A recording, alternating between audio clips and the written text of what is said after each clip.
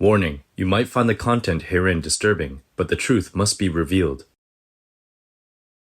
Our programs offer many languages. Please visit suprememastertv.com/schedule. Nos programmes offrent plusieurs langues. Veuillez visiter suprememastertv.com/schedule. Nuestros programas ofrecen varios idiomas. Visiten suprememastertv.com/schedule. I nostri programmi sono offerti in multilingue. Consultate suprememastertv.com/schedule.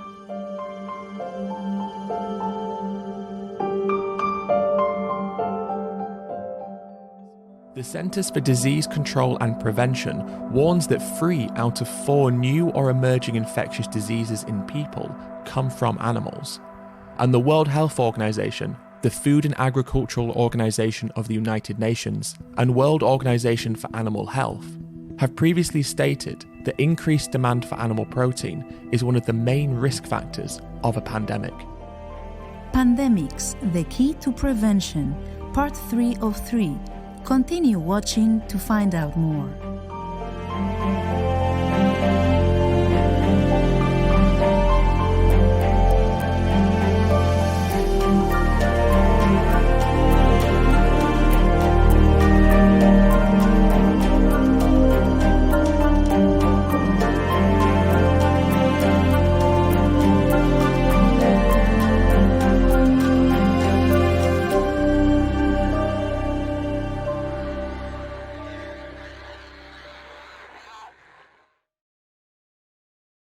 Greetings, noble viewers. My name is Melvin.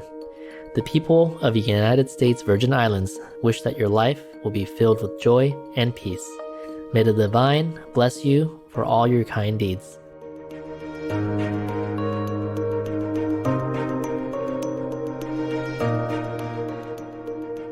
Welcome to the concluding episode of Pandemics, the Key to Prevention, part 3 of 3. In our previous episodes, we learned that most of the 20th century's major pandemics, AIDS, swine flu, H1N1, SARS, MERS, Ebola, bird flu, etc., were zoonotic. That is, they originated in animals. Similarly, the current COVID-19 pandemic was transferred from bats to pangolins and then to humans. The threat of future zoonoses or animal-transmitted diseases is even more concerning.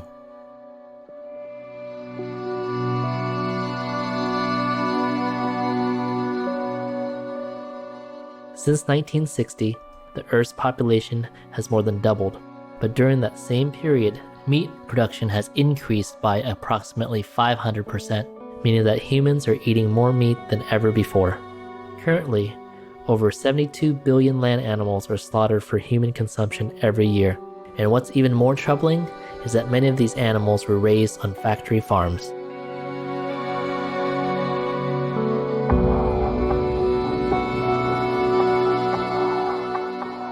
For years, World Health experts have warned about the dangers of factory farms as uncontrolled sources of new viruses. Dr. Michael Greger, renowned U.S. physician, lecturer, and author of bird flu, a virus of our own hatching, calls these farms a perfect storm environment for infectious diseases. If you actually want to create global pandemics, he warns, then build factory farms. He recalls the 2009 outbreak of swine flu, or H1N1, when it was discovered on a factory farm in Newton Grove, North Carolina, USA. Industrial animal farms have been shown to be breeding grounds for disease for at least 10 reasons. For example, because of the sheer numbers of animals, because of the overcrowding. It's like having 5,000 people in an elevator and someone sneezes. Because of the stress crippling their immune systems. The operation in Newton Grove, North Carolina, was a breeding facility in which thousands of pregnant sows were confined in gestation crates, also known as sow stalls. These are veal crate-like barren metal cages about 2 feet wide. These highly intelligent social animals essentially kept in a box. Week after week, month after month, for nearly their entire lives, they can develop crippling joint deformities, lameness. Not only can these pregnant pigs not turn around, they can barely move for most of their lives. because of the lack of fresh air. The dankness helps keep the virus alive in these kind of facilities. Because there may be no sunlight. 30 minutes of direct sunlight utterly deactivates the influenza virus, but it can last for days in the shade and weeks in moist manure.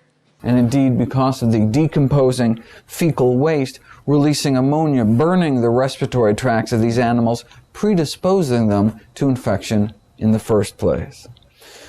Put these and all these other factors together, and what you have is really this kind of perfect storm environment for the emergence and spread of new so-called super strains of influenza. In this age of emerging diseases, we now have billions of feathered and curly-tailed test tubes for viruses to incubate and mutate within billions more spins at pandemic roulette. World organizations recognize the need for international regulation of the livestock animals industry. The United Nations Food and Agriculture Organization, FAO, states that as a global community, we must start applying the appropriate animal health policies and programs in order to safeguard public health and ensure food safety. Similarly, the World Health Organization, WHO, recommends international laws or policies as the way forward for the prevention and control of emerging and re-emerging zoonotic diseases. Pandemics are immensely costly, both in terms of lives lost and economic costs, and most of them come from animals.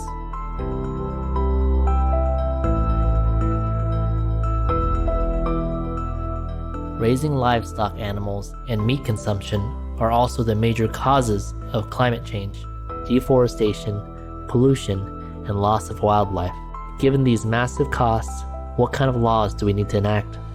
Ed Winters, aka Earthling Ed, is a vegan educator from London, England.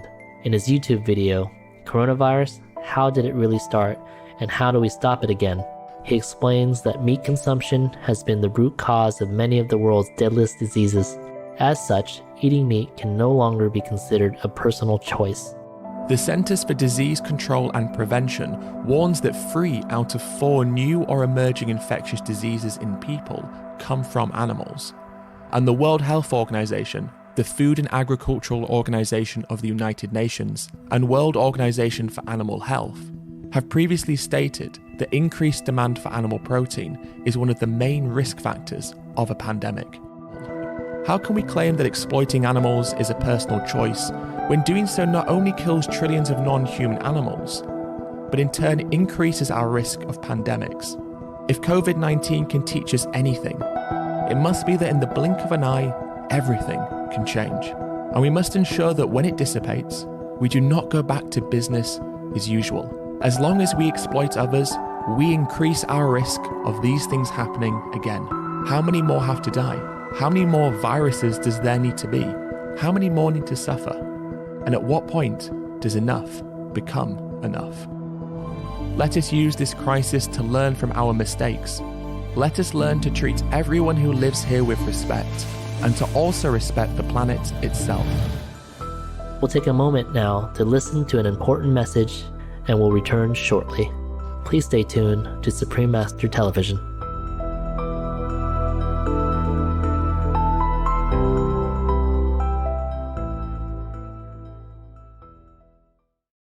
Welcome back to our program, Pandemics, the Key to Prevention, Part 3 of 3. COVID-19 started because of humanity's habit of meat consumption. Is COVID-19 trying to tell us something? Dr. Michael Clapper, a highly acclaimed physician, consultant, and speaker, believes the current pandemic is a warning. I have to say something about the origin of this scourge that we're facing. This was not a random event. It has to do with the confinement and slaughter and eating of animals. We are plant-eating creatures, and we repeatedly seem to violate that natural reality. And this is a message from the animals, another message. And so the bats are telling us, the pangolins are telling us, the pigs are telling us, the cows are telling us, stop eating us. We're not your food. And if you confine us and eat us, you're violating natural law, and it's going to come back on you. And that's really what this coronavirus is really all about. And so All we have to do is go to our natural diet. The bats are telling us, we are not your food. You eat rice and beans and greens and fruits and vegetables. You'll be fine and healthy. We'll be fine and healthy. Let's eat a healthy, whole food, plant-based diet. And this will all go away. This will be the last animal-based viral epidemic we'll ever have to face. And that's the real message. For more than 3 decades, Supreme Master Ching Hai has been reminding us about the bad karma we incur from eating meat and the need to adopt to the compassionate, plant-based lifestyle. The current situation is so critical that in March 2020, Master sent an urgent message to all world leaders and governments. The world is burning, threatened to get worse any moment. Humans and animals perishing at an alarming rate. Heavens and earth are plaguing us with ever new, more strange diseases. Destructive signs are evident everywhere. Warning signs are amber and obvious around our world. Our climate is accelerating. Animal raising, fish, egg, milk industry, etc., anything to do with animals, are the worst producers of lethal methane gas, which heats up our planet. So, stopping these brutal, murderous businesses is the fastest way to cool our earth. You have the power to stop all this. You have the privilege to implement vegan law. No more animal-related suffering businesses. Zero pain, agony for all beings, humans and animals. Because kindness will beget kindness, and compassion will beget compassion. Mercy will beget mercy from heaven. And this vegan law is the most effective way to save our world. So do not run away anymore from this inevitable decision. Simply just make the vegan law and sign it before it's too late for you to decide the right thing, before it's too late to even regret. Before more of God's wrath descends upon us with more severe weather, more plague, more terror, more lives lost, more precious resources disappear, more financial disaster. Work for God, with God, so you will be feeling light, pure, and happy. By doing the right thing now, make the vegan law to save our world. Make veganism the law.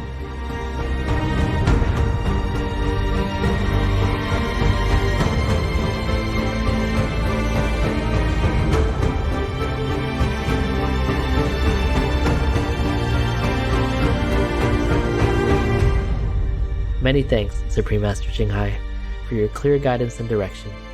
We pray that all beings soon adopt the noble, compassionate vegan lifestyle. Wise viewers, thank you for your company today. Coming up next is Alam Orion, Vegan, and the National Animal Rights Day, part 1 of 2, right after Noteworthy News. May you, your children, and your grandchildren soon enjoy a beautiful, peaceful vegan world.